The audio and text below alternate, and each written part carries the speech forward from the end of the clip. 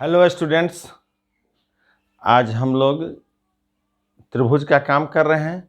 तो आप उल्टाइए, एनसीईआरटी या बीटीसी दोनों जिनके पास जो है एक क्वेश्चन है कि a girl of height 90 centimetre is walking away from the base of A lamp post.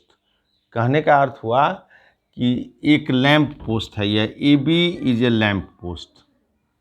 एक लड़की है जो लैंप पोस्ट से टहल रही है, आगे की ओर बढ़ रही है। किस स्पीड से? तो गर्ल ऑफ हाइट 90 सेंटीमीटर, ये हाइट हो गया इसका 90 सेंटीमीटर। 90 सेंटीमीटर ऊंचाई वाली एक लड़की एक लैंप पोस्ट है। लैंप माने प्रकाश का, यहाँ बल्ब जल रहा है जो रहता है ना सड़क के किनारे, वह है। यहाँ से यह लड़की चलना प्रारंभ की, वह 90 सेंटीमीटर की है, यहाँ आ गई। किस स्पीड से? 1.2 मीटर प्रति सेकेंड। तो लड़की की जो ऊंचाई है, लड़की की ऊंचाई CD 90 सेंटीमीटर, और इसकी जो यहाँ से यहाँ जो चल रही है यहाँ तक पहुँची है। किस स्पीड से? 1.2 मीटर पर सेकेंड, 1.2 मीटर प्रति सेकेंड से। If the lamp is 3.6 metre above the ground, यह लैम्प यानी लैम्प पोस्ट की ऊंचाई, लैम्प पोस्ट की ऊंचाई हो गई हमारा, लैम्प पोस्ट की ऊंचाई AB इज इक्वल टू हो गया 3.6 मीटर। यह इसकी ऊंचाई हो गई। इस लैम्प पोस्ट की ऊंचाई 3.6 मीटर या 90 सेंटीमीटर। और स्पीड लड़की की जो स्पीड है यानी लड़की की चाल,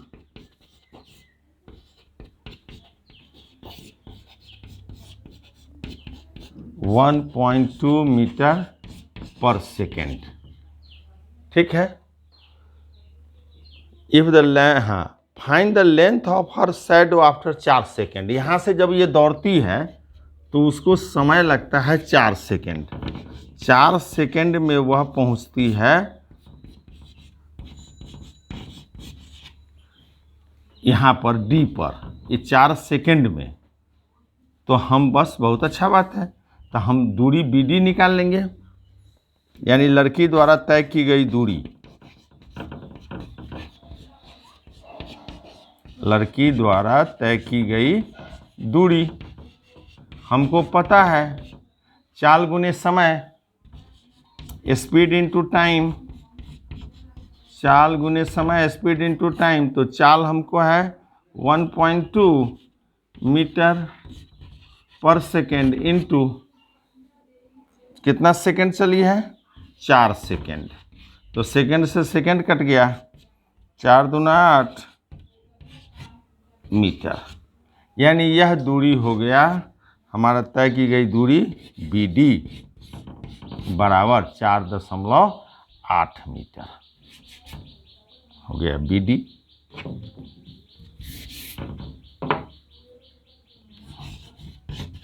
BD बराबर हो गया 4.8 metre.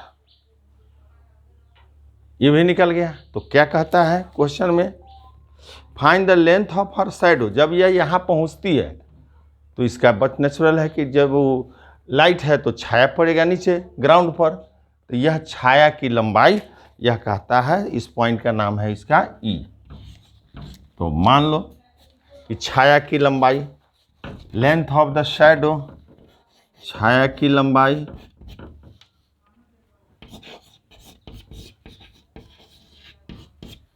DE x metre suppose कर लिया।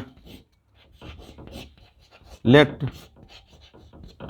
हम लोगों ने क्या क्वेश्चन में यह क्वेश्चन है, थोड़ा कंफ्यूजन कर देता है। जब आपको एग्जाम में पूछता है तो कुछ लड़का इसको हाइट एंड डिस्टेंस से बनाना शुरू कर देता है, लेकिन एक्चुअल यह है त्रिभुज का क्या कहता है कि एक लड़की है जो लैंप पोस्ट के साथ खड़ी थी, ऐसे खड़ी थी, लैंप पोस्ट है इस पर खड़ी थी। यहाँ से जब यह दौड़ना शुरू कर दी तो किस स्पीड से 1.2 मीटर प्रति सेकंड के स्पीड से यह दौड़ना शुरू कर दी। कितना देर दौड़ी? 4 सेकंड। 4 सेकंड जब दौड़ी तो यह लड़की यहाँ पहुँच गई। यहाँ पहुँच गई तो खड़ी हो गई, तो जब खड़ी हो गई तो इसका छाया बन गया, या डी इसका छाया शैडो बन गया, और इस लड़की की ऊंचाई है 90 सेंटीमीटर। ठीक, तो हमको कहता है यही निकालना है, find the length of her shadow, इसकी छाया की लंबाई निकालिए। तो हमने सपोज कर लिया कि यह x मीटर है, यह हो गया दूरी हमने अभी निकाला है 4.8 मीटर। अब हमको इसको स्टैंड करना है किस पर? समकोण त्रिभुज। ये सब स्ट्रेट है, हो गया। तो दो बहुत अच्छी बात है, एक बिग ट्रायंगल,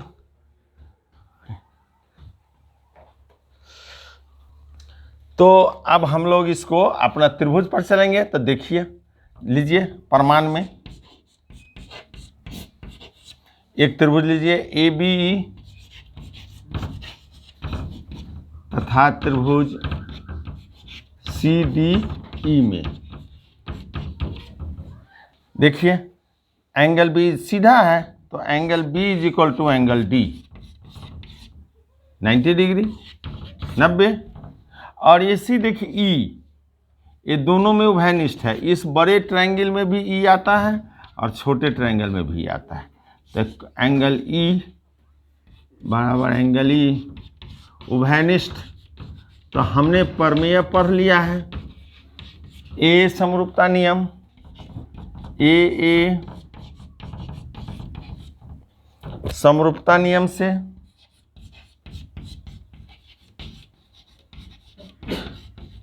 ए क्राइटेरिया से हमारा त्रिभुज, अब यहाँ सेटिंग करेंगे। त्रिभुज ABC एक सेटिंग तो हो जाएगा। अब दूसरा तो ए पहले, ये भी यहाँ CDE। तो जब हमको अब ये दोनों ट्रायंगल इक्वल हो गए, समरूप हो गए, सॉरी इक्वल नहीं समरूप हो गए, तो इसके भुजाओं का अनुपात बराबर होगा। तो बस अब इसको देखना ही नहीं, यहीं से पहला दूसरी तो पहला ही, बस AB। वहाँ देखिए 9th क्लास में आपने पढ़ा है सर्वांग समता कंग्रुएंसी, तो उसमें होता है AB is equal to CD, यहाँ हो जाएगा AB by CD। Same thing, अगर आपके वह कंग्रुएंसी रूल फॉलो है तो आप फिर इसको करने में कोई दिक्कत ना। BC वहाँ लिखते BC is equal to D, यहाँ लिखेंगे BC बाई D। वहाँ लिखते AC, यहाँ लिखेंगे CE। इज इक्वल टू लिखते, इसमें लिखेंगे ये, हो गया। AB by CD is equal to BC by D is equal to AC by CE। अब हमको काम क्या, इसका कोई काम नहीं, हमको यहाँ ये ज़रूरत है और यह ज़रूरत है, तो हम इसी को लेंगे। तो ये लेंगे एक यह AB by CD, AB by CD, और दूसरा लेंगे यह BC, तो किधर है, ये तो है ही नहीं, AC, इस साइड हमारा ट्रायंगल हमारा देख लेते हैं फिर। ABC AB गलत हो गया, ABC नहीं, ABE ट्रायंगल बन रहा है, सॉरी ABE और CDE। यहाँ पर थोड़ा सा हम लोग रॉन्ग किए हैं, हमारा ट्रायंगल इसमें न ले रहे हैं, ABE न ले रहे हैं, यहाँ हमने लिख दिया था ABC, गलत था। यह दोनों ट्रायंगल इक्वल है। अब इसके अंदर में इसके अनुपात बराबर हो गया AB by CD is equal to BE by DE is equal to AE by CE, E by C। अब हमको इसका काम है और इसका काम है, तो यही AB बाई CD ले लिया। अब BE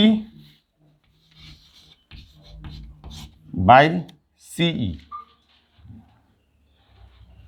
यहाँ B E D E, B E by D E, ये लेंगे B E by D E. अब हमको अपने मान को रखेंगे, तो देखिए यह मीटर में है, यह सेंटीमीटर में है, इसको हम लोग 90/100 कर लेंगे।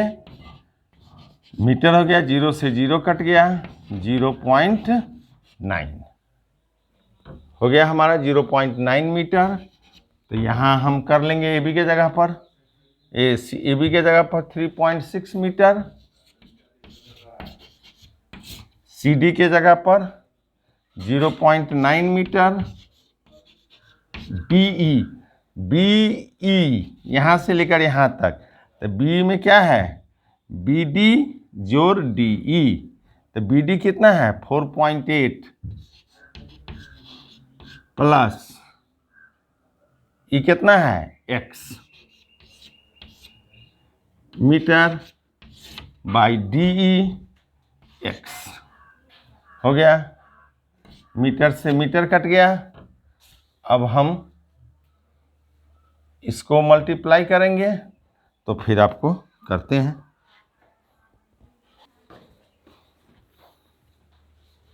तो देखिए 3.6 by 0.9 is equal to 4.8 plus X by X, तो डेसिमल से डेसिमल कट गया, यह आया 4.8 मीटर प्लस एक्स बाई, अभी इक्वेशन बनाते हैं तो उसमें यूनिट को हटा देते हैं, यह हो गया। अब 9 चौक 36, 4x is equal to 4.8 plus X, 4x minus X, 4.8 3x, 4.8 x is equal to 1.6, x 1.6 अतः छाया की लंबाई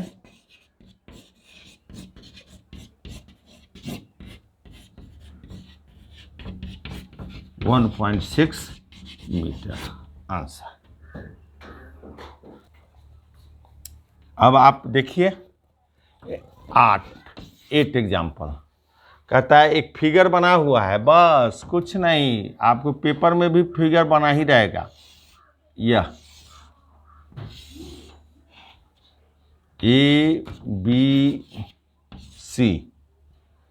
बी सी जैसा फिगर बना हुआ है, ऐसा बस पहले उतार लीजिए फिगर को, तब हम समझा देते हैं आपको। यह हो गया क्यू पी आर हो गया, एन। देखिए अब फिगर में क्या कहता है, सी से एम कहता है कि सी एम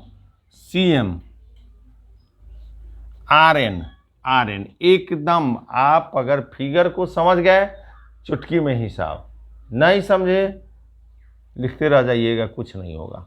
देख लीजिए ये जैसे जैसे मेरा हाथ जाए, एक सी एम और आर एन दोनों मीडियन है, मध्यिका है। मीडियन क्या करता है, median divides the base into equal parts. कोई भी मध्यिका जिस आधार पर वह जाता है उसको 2 बराबर भाग में बांट देता है। तो यानी 2 बराबर भाग में यह और यह सी एम जब मध्यिका है तो यहाँ ए एम बराबर हो जाएगा बी एम। सी एम और आर एन मध्यिका है, मीडियन है। तो मीडियन है तो यह ए एम बराबर हो जाएगा बी एम, और यहाँ क्यू एन बराबर पी एन।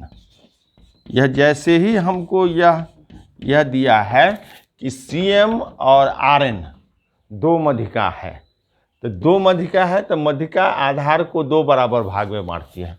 यहाँ यह बांटेगा और वहाँ वह बांटेगा, तो बांट दिया, यहाँ लिख दिए। अब क्या कहता है, ये पता है हमको सी एम है मध्यिका किस ट्रायंगल का, ए बी सी का, और आर एन मध्य का है पी क्यू आर त्रिभुज का। यह मध्य का आधार है उसका पी क्यू, इस मध्य का आधार है ए बी। हो गया। और क्या दिया हुआ है? ये दिया है,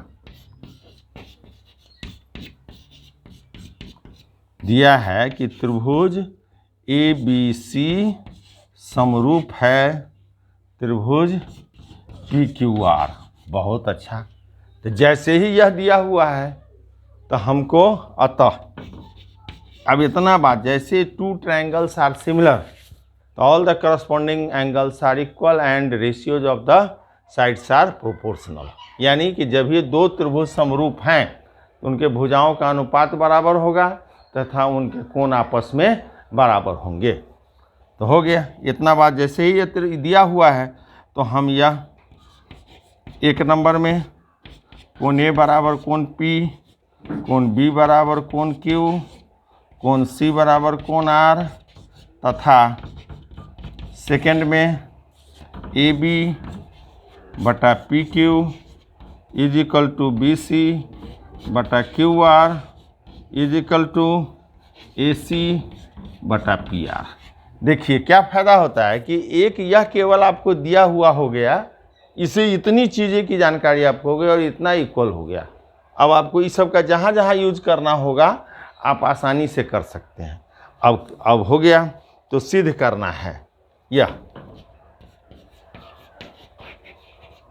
सिद्ध करें कि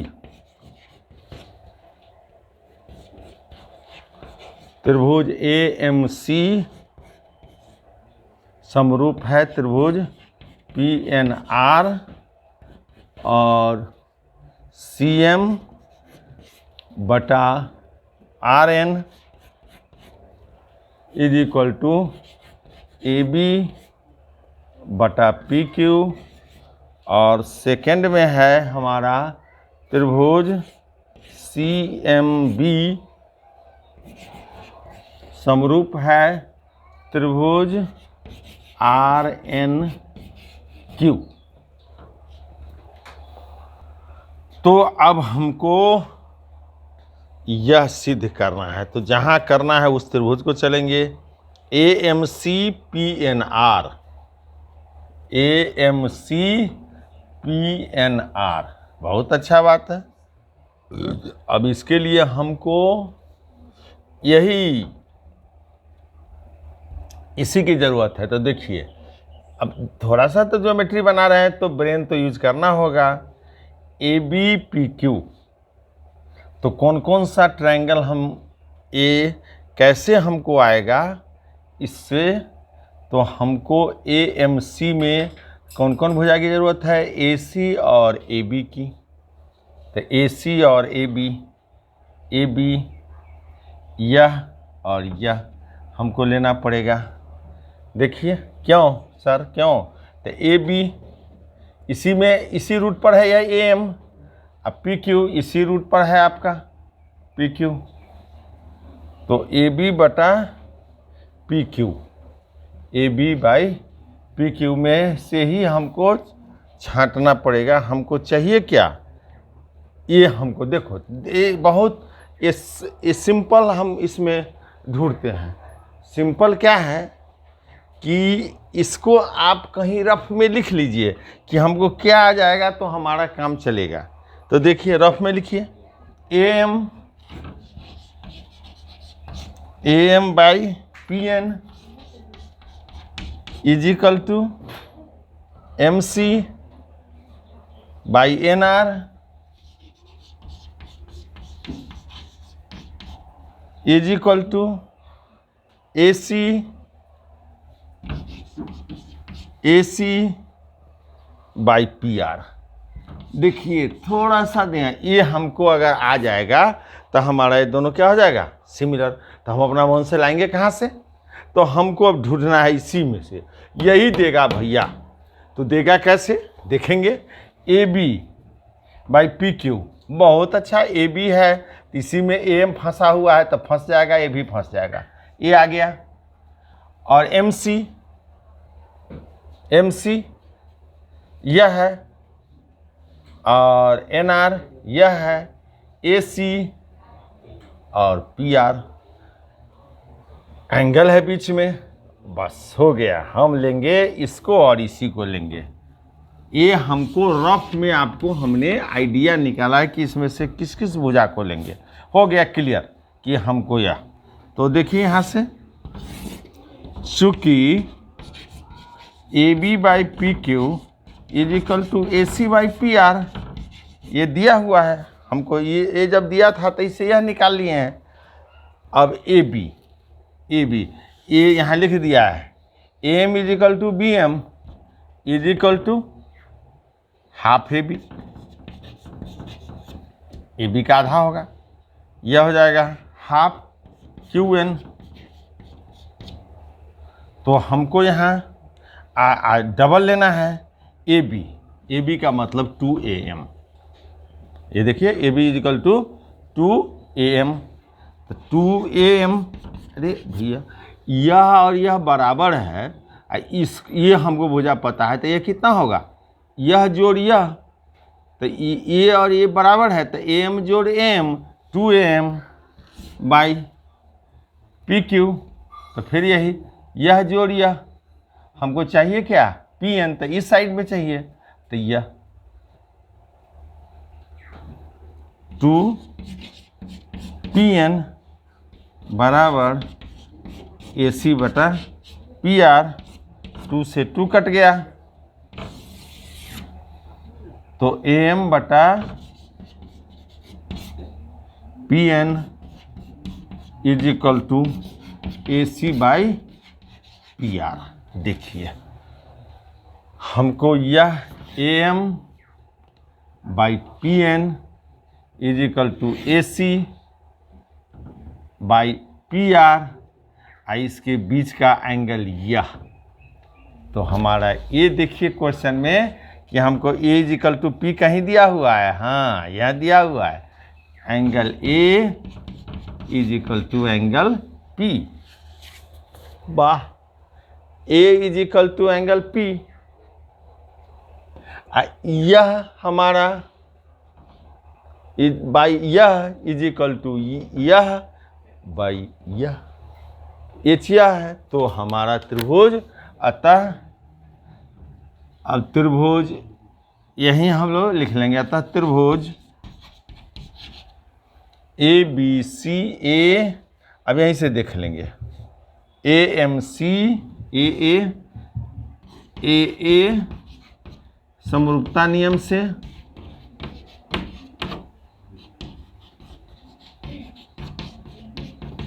से त्रिभुज ए एम सी समरूप होगा त्रिभुज पी एन आर के।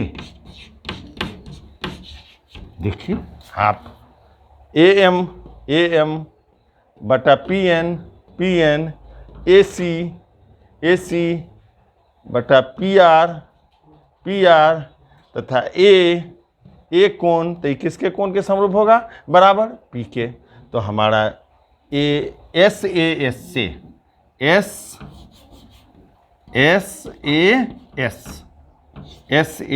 एस, इसको ठीक कर लीजिए, ए से नहीं, एस ए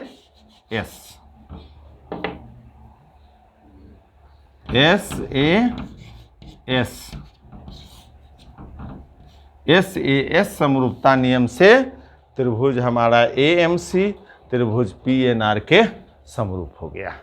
यह हो गया हमारा। और जब यह पार्ट हो गया तो हमको यह लाना है सी एम बटा आर एन।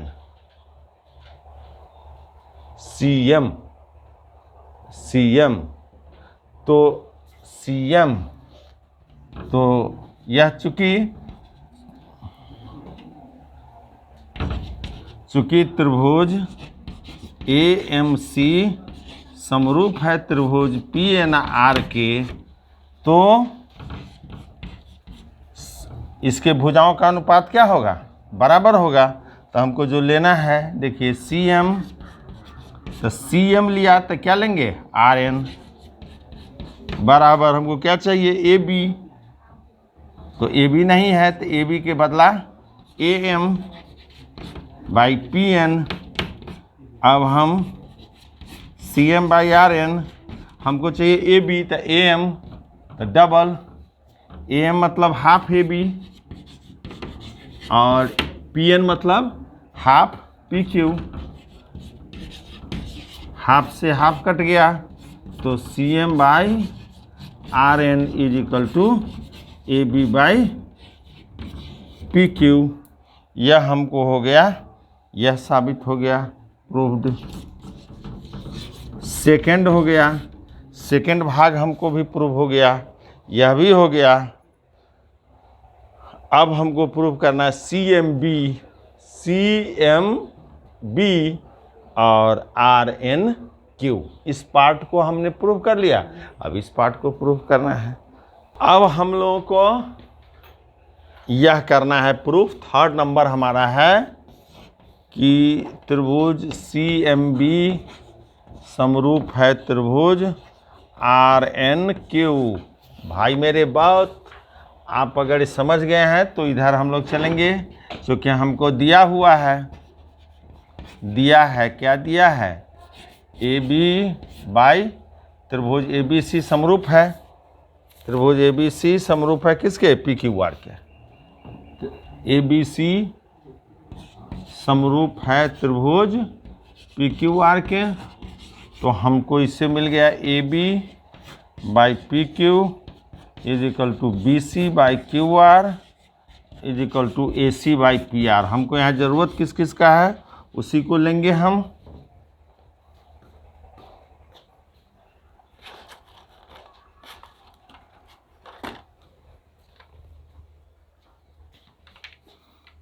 तो हमको इसमें ट्रायंगल में देखिए, यह बी सी पार्ट और हमको चाहिए ए बी पार्ट, यानी यह दोनों A B by P Q is equal to B C by Q R. अब हमको यह चाहिए रफ में, जैसे हमने वहाँ खींचा था अब वो भी खींच लेंगे हमको। तो देखिए ए बी को करना है, इसमें से लिखना है एम बी लेना है यह, तो इसको लेने के लिए हम क्या करेंगे, ए बी है तो हाफ, ए बी का आधा हो जाएगा, आधा नहीं दुगुना, 2bm,